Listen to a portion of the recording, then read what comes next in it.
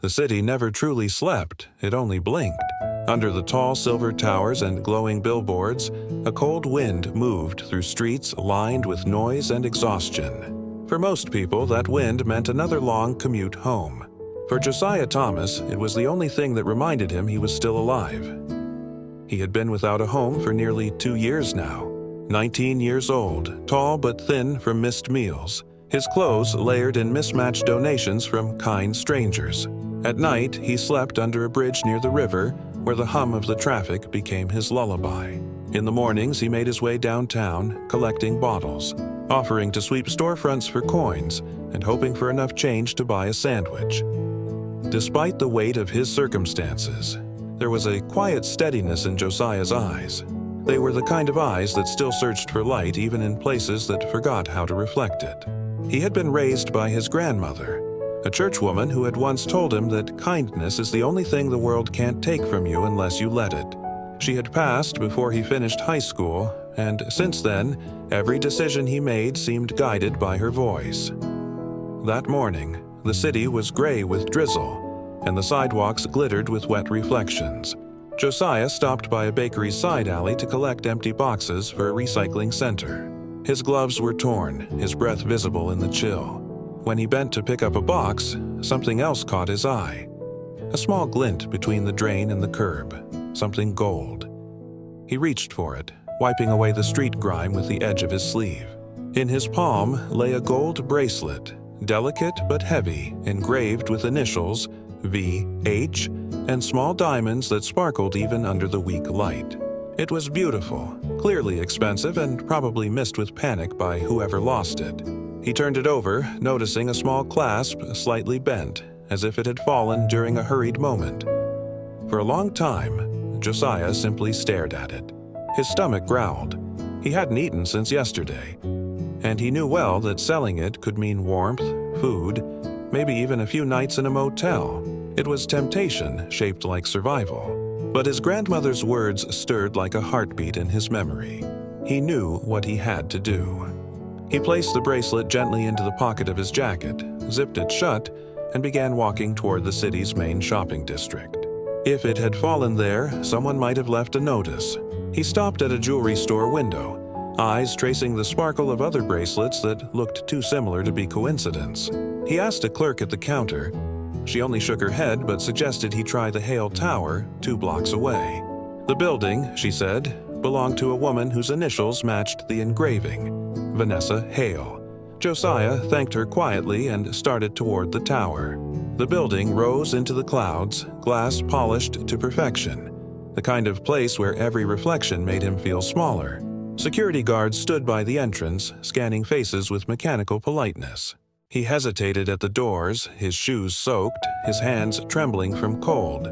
He looked like what life had made of him. A boy no one wanted to let inside.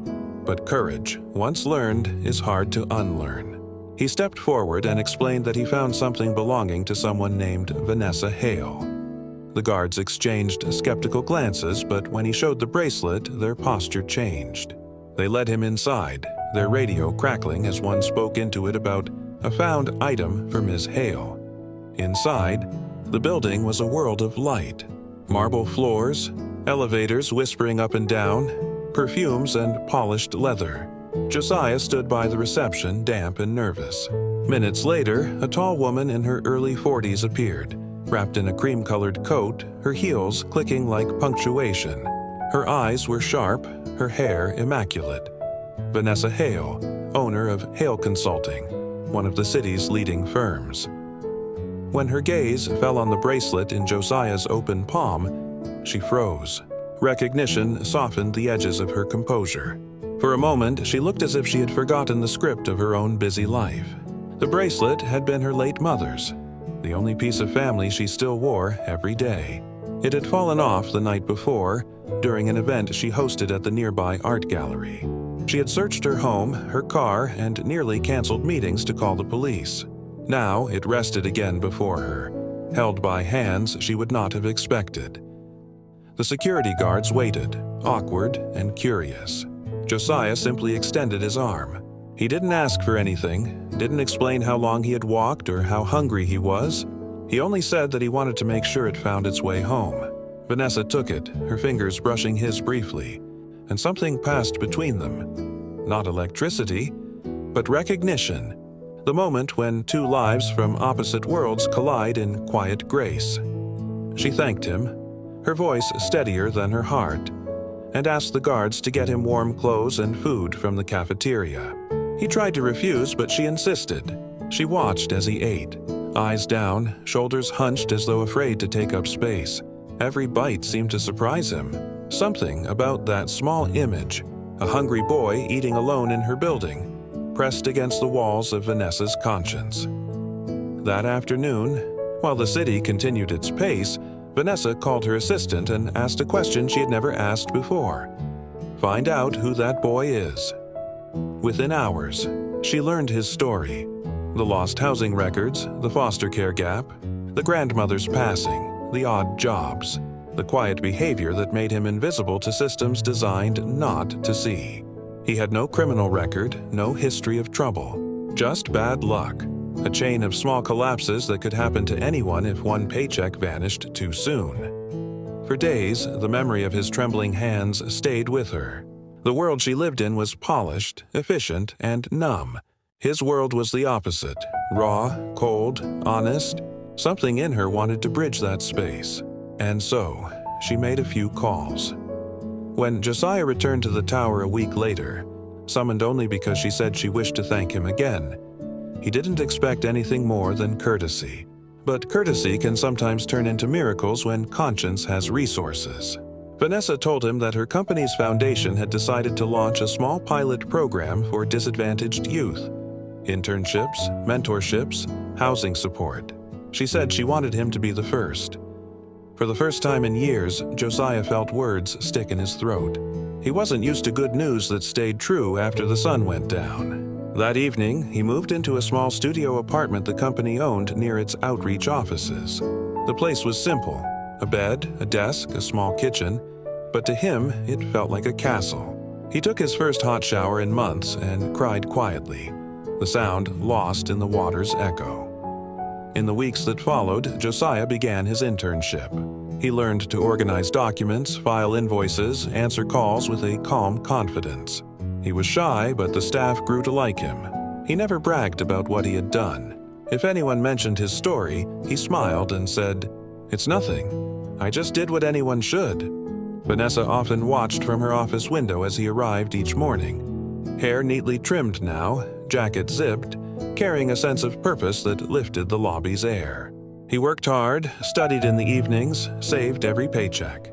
The HR director told Vanessa that he was one of the most reliable people they'd ever hired. It reminded her of something she had forgotten, that opportunity often hides in the places we avoid looking.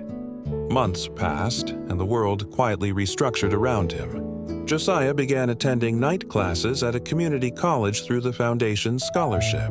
He wrote essays about ethics, about kindness, about the strange geometry of fate that links lives together through small acts. One of his essays, "The Value of an Honest Day," won a citywide competition. Vanessa read it secretly and wept at her desk. When his grandmother had died, Josiah thought he would never again feel the comfort of a home. But sometimes home arrives not as a place, but as people who choose to see you.